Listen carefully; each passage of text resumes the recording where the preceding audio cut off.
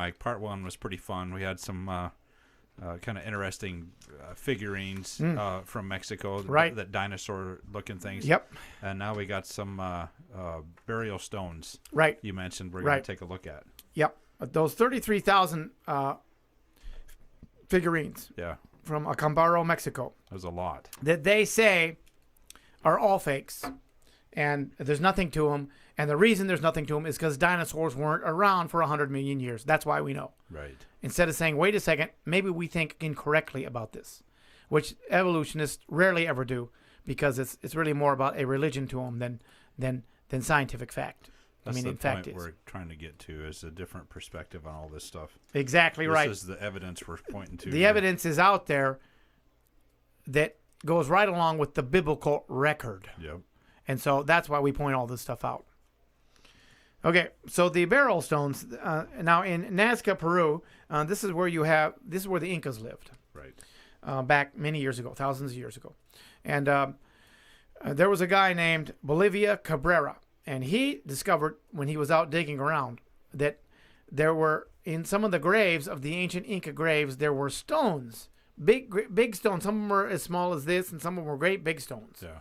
And they had carved on the stones events about their lives and about what had happened in the time that they lived. Now, they say that these stones are as much as 2,300 years ago. Okay. Same dating process. You can tell from the dishes and the plates, the pottery in the graves, and so on and so forth. You can age these things. It's easy to do.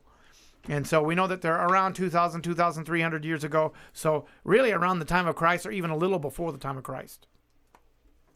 Cool. And so Bolivia Cabrera and his son saw, also the son took over for the dad later. And when they dug up all these stones, you're having a problem focusing in? Yeah, you're blurry over there. I'm blurry now. Oh boy. Yeah, I am blurry. Yeah, you are blurry. Okay. That's okay. Well, it'll catch up. Okay, we'll keep going here. Yep, no problem. Okay. Let's see some of these stones. Yeah, let's bring them up. Now, they found over 11,000 of these stones. 11,000. That's a lot. Of the stones. Now, in many of the stones, there appear to be, as you can see in the picture here, dinosaurs carved in on the stones. Yeah, that's what. Now, besides that, they also have medical procedures and other things. There's some terrible pornographic stuff on these stones also. There's lots of them. Scroll through a few here. Yeah, but we're just going to go through the dinosaur. We're not going to deal with any of that other stuff. Yeah. But you can see what looks kind of like a Stegosaurus and a Triceratops there, and maybe even a T-Rex or one of those other things. Anyway. Those raptors. Yeah. Yep. Definitely. And so, yeah, if you want to go to the next stone. Here, too, you can T-Rex, see dinosaurs. And interesting, a lot of these dinosaurs, you see on the bottom one there, it's got these swirls on it and circles and stuff like that. You see that on a lot of these. And it may be that that's just a decorative design they're doing, or it may be that's what this had on the skin. Don't really know. Yeah. Because we don't have any skin left. Well, we actually do have some skin, some dinosaur skin preserved. It's supposed to be 100 million years ago or 65 million years ago. And we actually have some dinosaur skin that's been preserved. Real skin. So it's fascinating. Interesting. Yeah. Okay. And this one here, once again, lots of swirls. Lots of swirls and stuff. And it may have just been an artsy thing. Yeah. Or may have been what they were seeing, some kind of markings on the animals. Yeah. Well, like those lines could have been the fin or different. Yeah, that's right. Now, these stones were not all done by the same person. Yeah. But many different people. So you have different levels of artism on there, and some are different kind of all different kind of things. Yeah. But anyway, now here we have the next thing.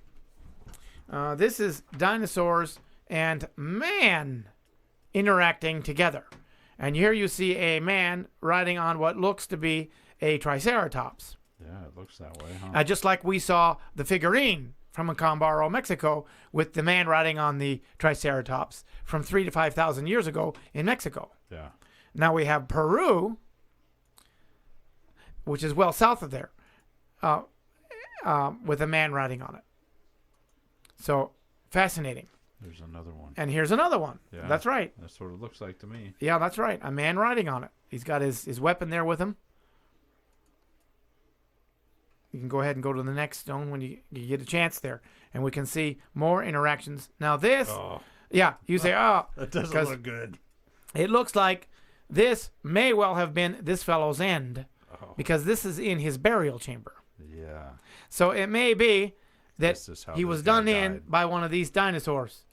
And I don't know that to be the case, but you have humans and dinosaurs interacting together from people 2,000 years plus ago that should have known nothing about any dinosaurs, let alone any dinosaurs with people. Yeah. Let alone dinosaurs that they're using as tools. See, there's much more going on here. Much, much more. We're being lied to. Dinosaurs were not 100 million years ago. And we're just showing a few of these things. That's right. Here is another guy that apparently his dinosaur got mad while he was riding on his back, and it reached back there. They got long, bendable necks, and it bite him on a leg. And this was in his burial chamber, so it may well be that George here went out, or whatever his name would have been, from a dinosaur attack. I don't know. We're only speculating here, of course, crazily. Here's another guy that has one on either side of him attacking, and this also was in his burial chamber. And so it may well be that he tried to take on two dinosaurs at one time, and maybe he was not successful. Yeah, I don't know about that. I would say so.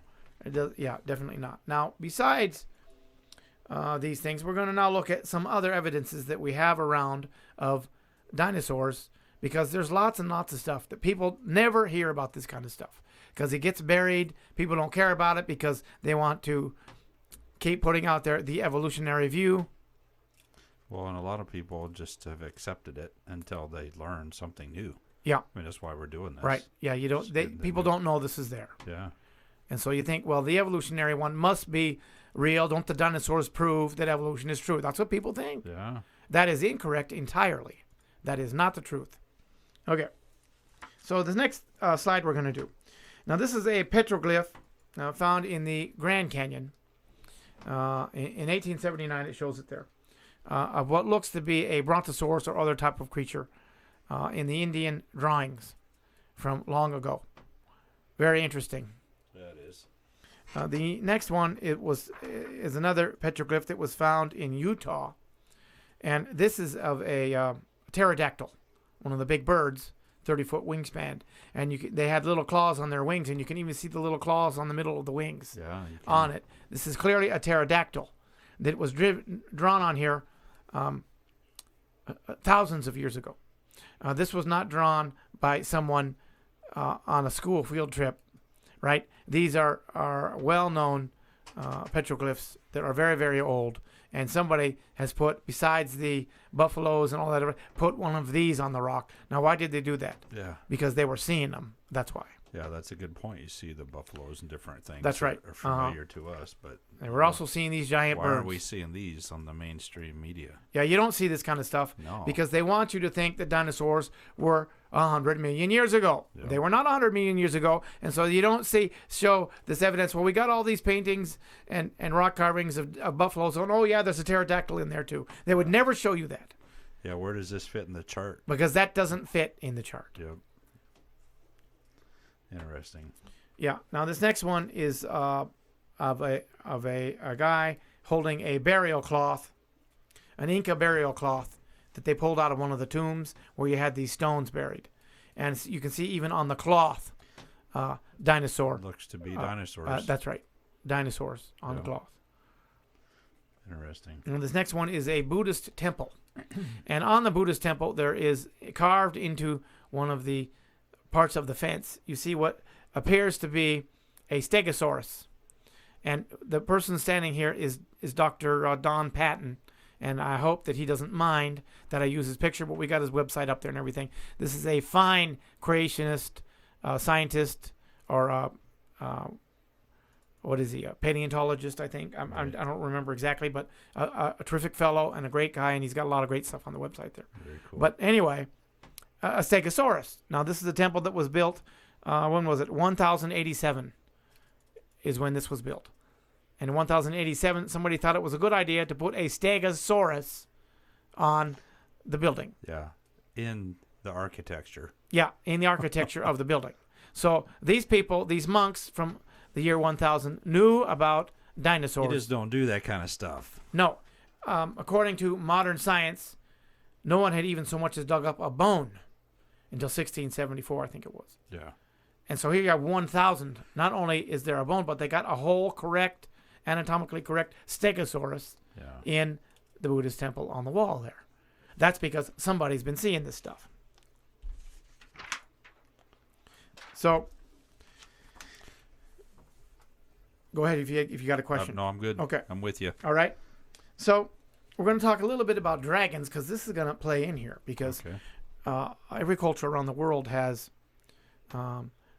stories and legends of dragons, especially the Chinese, right? Yeah. And we didn't have the name for dinosaurs until 1841, you'll recall. Dinosaurs. But we can see that they were not only here, but interacting with people a long time. Yeah. Until who knows how long ago. And so we got to talk about dragons a little bit. And there are numbers of stories. There's a few things that the entire world has stories of. One is the flood of Noah. The entire world has stories of the flood all around the whole world. Jesus Christ coming and dying on the cross, stories all around the whole world. And dragons being alive, and not just dragons, but fire-breathing dragons, all around the world have legends of these stories. And we all know about the stories in medieval times, right, about the knights that would go out and to slay the fire-breathing dragon. right. Right? My chair's falling down on me. Yeah, it's not gonna. Okay, well we'll go with that. Okay. Okay. You're still in camera. All right, good. Yeah, we're good. We'll go with it. It's no problem. So, we want to bring up the next dinosaur. This dinosaur is known as a Spinosaurus. Now, this dinosaur was the biggest and baddest of all the aggressive meat-eating dinosaurs. Spinosaurus. That's just fantastic looking. Yeah, it is. Wow. It's gigantic and fantastic looking. These were 50 feet long. Wow. Remember now, the T-Rex was 20 feet tall. Yeah. You got something that's twice and a half longer than a T-Rex is tall, And with look at vicious the teeth head on that thing. and a huge fin on its The back. big fine, Now or these fin. creatures were water dwellers. Now they didn't live in the deep ocean. Apparently they lived near the shore. Like swampy. And or it's kind of something, like in a way that an alligator does. Okay. It can operate on the land or in the water. And it's the same thing with this. It had feet. It could run fine on the land. It'd be much faster on the land than an alligator would be, but also could swim in the water. Oh yeah! Wow. Now there was only one. Keep this picture on here for a little while because I want to talk about this for a minute. But there's only one skeleton ever found, a full skeleton of a Spinosaurus, and it was in the museum in Munich during World War II, and it got bombed and destroyed entirely. Oh man. The only full skeleton ever found is now destroyed. But the Germans had records of it and clay models and all kinds of stuff. So we can reproduce this one here because we have all the records of it. But it's just like the other dinosaurs. There's pieces of them that are found all over the place. So there were a lot of these creatures. Wow. They would have been the most vicious of all the dinosaurs and most formidable of all the dinosaurs, too, living in the water or on the land. Yeah. It'd be a very, very formidable and dangerous thing. You wouldn't want to go near the water or the swamps if one of these lived in there. Scary, man. It sure is. And so I want to read a little bit on Job chapter 41. Okay. Because the Bible talks about Leviathan and the behemoth. Right. And people say, well, these are possible dinosaurs, and that's true. But also, they say that, well, the behemoth maybe was an elephant, and they make goofy stuff up. It looks as though the Bible's talking about dinosaurs, but I'm going to read the passage about Leviathan, and you look at this picture of the Spinosaurus, who, by the way, if you dig one of these up in your backyard, you're instant $40 million. Really? instant overnight. So start looking for one of these because we could really do an update in the studio. Yeah, here. right. But anyway. Expansion. Yeah. Wow. Okay, so here we are, Job 41. Now, we'll look at the picture and let me read this. It says, "Can you pull in Leviathan with a fish hook or tie down its tongue with a rope? Can you put a cord through its nose or pierce its jaw with a hook? Can you feel its hide with harpoons or its head with fishing spears? If you lay a hand on it, you will remember the struggle and never do it again. Any hope of subduing it is false." And you can imagine that. Look at the thing. Oh, yeah. The mere sight of it is overpowering. In other words, very fearful, even just to see this thing would scare you. No one is fierce enough to rouse it. Who can strip off its outer coat? Who can penetrate its double coat of armor? Who dares open the doors of its mouth, ringed about with fearsome teeth? Its back has rows of shields, tightly sealed together. Each is so close to the next that no air can pass between. They are joined fast to one another. They cling together and cannot be parted. Its snorting, this is very interesting, its snorting throws out flashes of light. Its eyes are like the rays of dawn. Flames stream from its mouth. Sparks of fire shoot out. Smoke pours from its nostrils as from a boiling pot over burning reeds. Its breath sets coals ablaze, and flames dart from its mouth. Nothing on earth is its equal, a creature without fear. That almost sounds like a fire-breathing dragon. Yeah. Does it not? Yeah. Yeah. So we have evidence, biblical evidence, that may have been such a thing as a fire-breathing dragon, and you may be looking at it. That's insane. Yeah, now I'm not going to be dogmatic about this and say Right, we got to right. fight. There it is. But Well, I'm well, saying, yeah, you can picture that.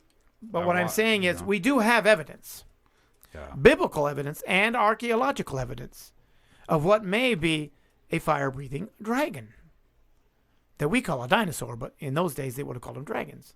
And there may have been knights in medieval times that went out to slay the fire-breathing dragon. It's interesting thoughts.